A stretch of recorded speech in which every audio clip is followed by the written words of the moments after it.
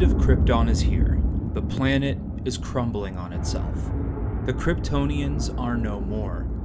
Except for one. Jor-El and Lara cling on to one another, accepting their inevitable fate. As their planet explodes, they watch their son Kal-El narrowly escape in his tiny rocket ship. What would have been an extremely traumatic experience for an older child, the infant Kal-El lays in his rocket pod, sucking his thumb, not comprehending the destruction of his homeworld and the parents that he will never see again. As the rocket travels from an exploding Krypton, a small piece of rock, Krypton itself, ever so slightly grazes the ship, enough to alter the course of young Kal-El. His destination of Earth is no longer possible. After gaining enough speed, the ship blasts into hyperspeed travel and leaves the home planet he never knew of behind.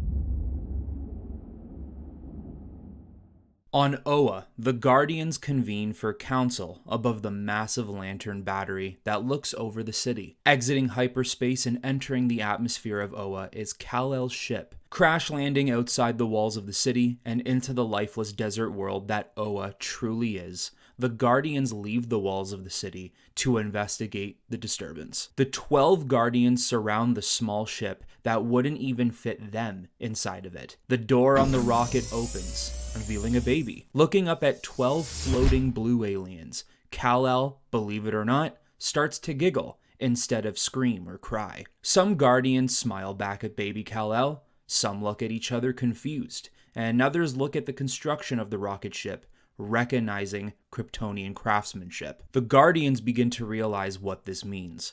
One of the Guardians places their hand on the little head of Kal-El, and using their limitless power, they read the child's last memories, discovering the truth of Krypton. The planet is gone, diminished to cosmic dust, leaving this child homeless. They also manage to read Kal-El's physiology, discovering his cells will react differently to their yellow star compared to Krypton's red star. The child will become strong, strength beyond universal measure. The Owens levitate the rocket ship and bring baby Kal-El into the walls of the Grand Green Lantern City. A new life awaits. Growing up within the glowing Emerald City, Kal-El wouldn't just be guided by the Guardians, but also from people like Kilowog, Tomar-Re, Abin Sur, Medphil. He would even gain some valuable knowledge from the sentient planet Mogo. Kal would develop many relationships and friendships with many lanterns over his years into his young adulthood. He would even be taught how to master patience, discipline, and the ability to portray a more than dominant display of willpower. Kal's raw Kryptonian power appeared at a very young age, not long after the Owens found him. The older he gets, his strength vastly increases, and he even learns abilities he never knew he had. Kal has proven to be extremely reliable to the Owens and the Society of Lanterns on Oa. Even with no lantern ring, Kal-El is loved, respected, and cared for by everyone. However, if that's the case, why doesn't he have a ring himself? This is a young man who has only learned everything he knows from his adopted family on this planet. A planet in Oa and the Green Lantern City he has never left. If loyalty is what is needed for a ring, he has certainly displayed it. If power is the driving force of a green ring, he has shown it. If training is a requirement, he has completed it. If patience and discipline is a necessity, he's proven it. These are the questions that Kal has started to ask himself. Kal leaves his quarters and makes his way to the dining hall, an area where all types of food for all alien races are made. He spots his friends, Kilowog and Tomar-Re, sitting and eating. Kal sits beside them and cracks a joke as the two lanterns start laughing. So, what's the schedule for today, boys? Training the new recruits? Not today, kid. We've been assigned out a sector. It's in Sinestro sector. Abin Sur is already there. Tomar and I are heading there in a couple hours. They're gonna let us know what's going on when we get there. Sounds bad, though. Well, I wish I could go with you guys. It sounds like you could use all the help you could get. I know, Kal. But I'm sure your time's coming. I don't know, Kilowog. I've been here for 24 years, and it feels like I'm no closer to getting a ring of my own. Remember, Kal, just be patient. In due time, something will happen.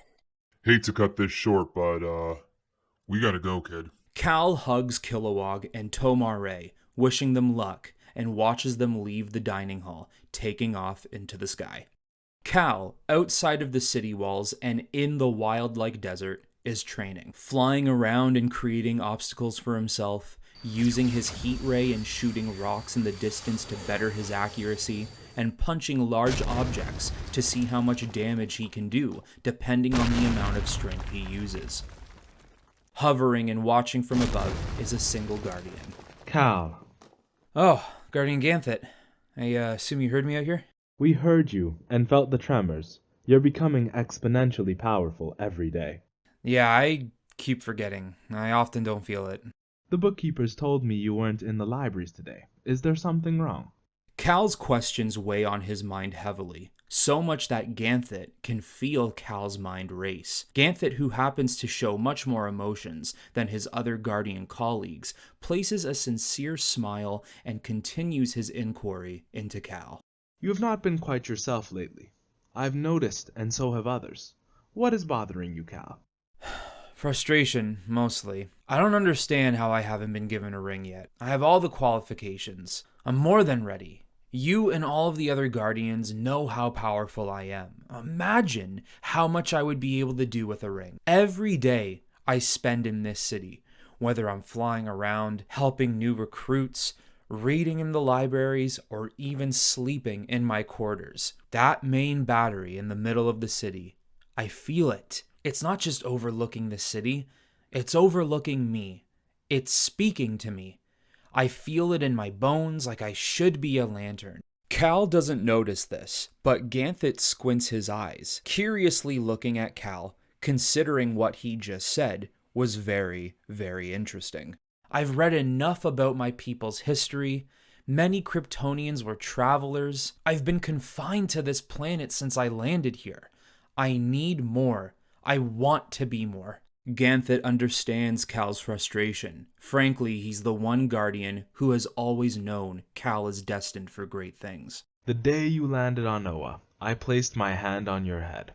I saw the destruction of your planet and the rare chance that occurred to send you to us. I read your biology and what yellow suns do to the cells within Kryptonians. I know how smart your species was and what you could be capable of. However, that wasn't what made me or any of the other Guardians take notice in you. When we first laid eyes on you, and you on us, you didn't cry. You smiled and laughed. With my hand upon your head, I felt hope and compassion. I felt a determination. I also felt raw and untapped strength beyond boundaries. You are special, Kal. So special that I, a Guardian of the universe, cannot even put into words. I feel your time is coming, but it may happen in many ways that none of us expect. Kal feels as if some of his frustration has been lifted. Ganthet's words meant a lot to him, and he deeply hopes for them to be true. Ganthet then serves Kal with a proposition. Perhaps tomorrow you could venture with me to the foundry. More rings need to be made. You could learn the process. Maybe one of them will be yours one day. Thank you, Guardian Ganthet, for the kind words. I will accompany you. Also, Aricia was looking for you. I believe she has some good news she would like to share with you. Kal returns to his quarters where Aricia is waiting for him. As Kal enters, without hesitation, Aricia runs to Kal, hugs him, and kisses him. Kal, I did it. I completed my training. I'm now a full-fledged lantern. I can go on my own missions, and I'm even getting assigned my own sector. I did it. Very happy for Aricia, Kal can't help but feel saddened. He's trying to hide it, but it's easier said than done. Aricia knows exactly what's bothering him, so instead of rehashing his problems and concerns, she hugs Kal and reassures him that everything will be okay. In the middle of the night, Kal lays in bed.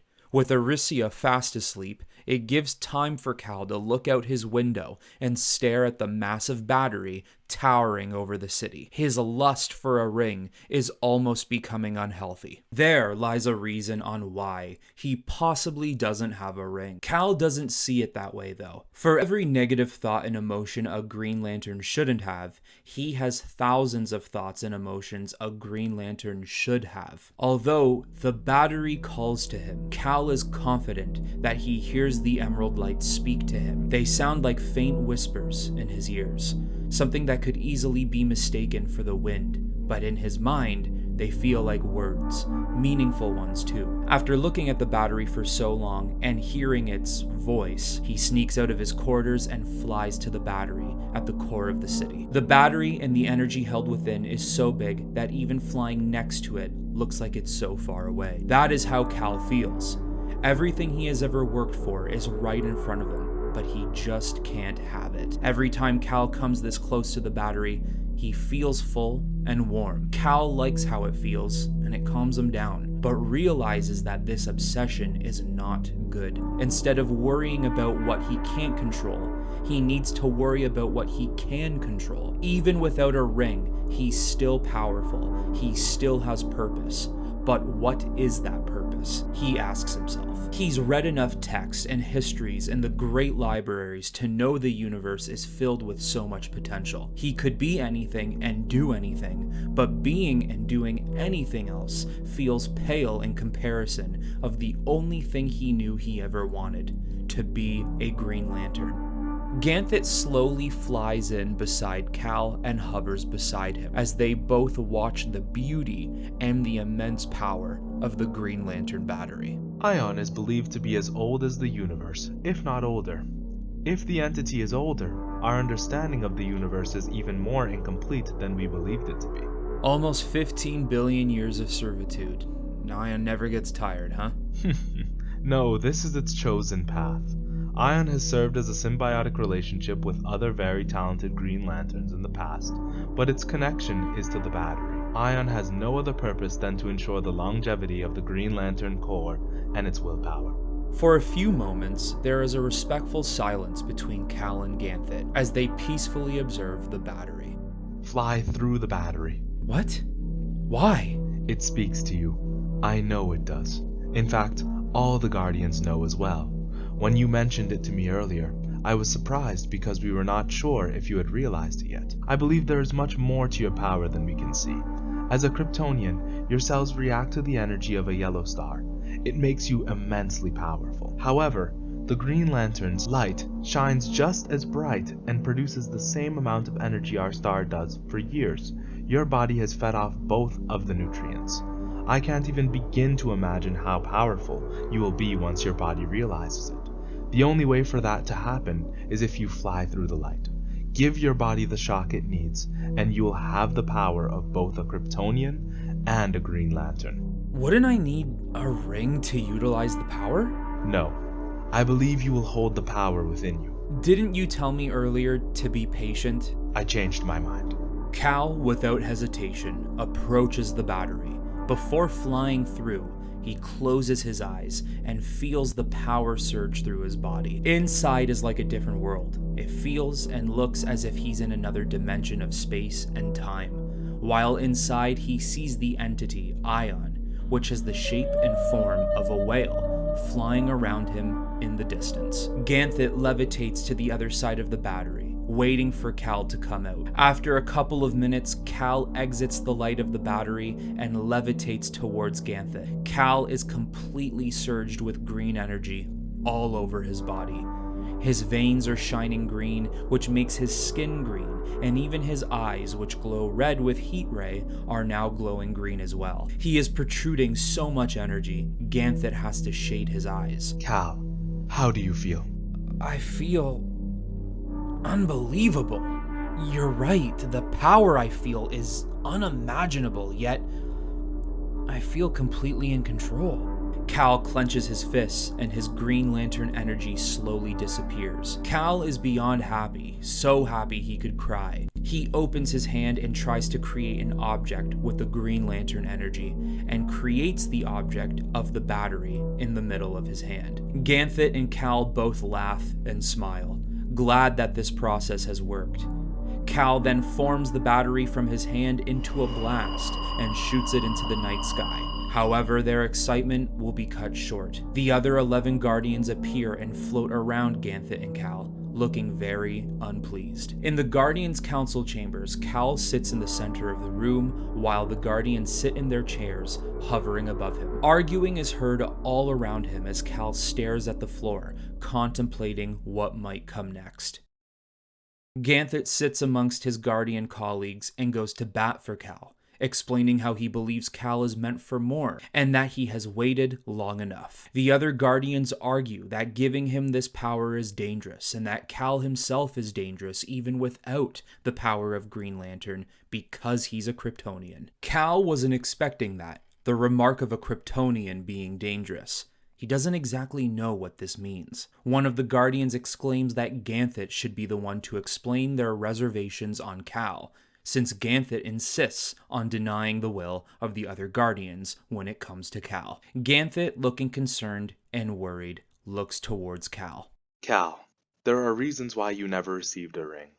There is also a reason why I made you do what you did tonight. Not only is the reach of your power unknown, in which the addition of green energy makes your strength an even bigger variable than it was before, but it's because you are Kryptonian.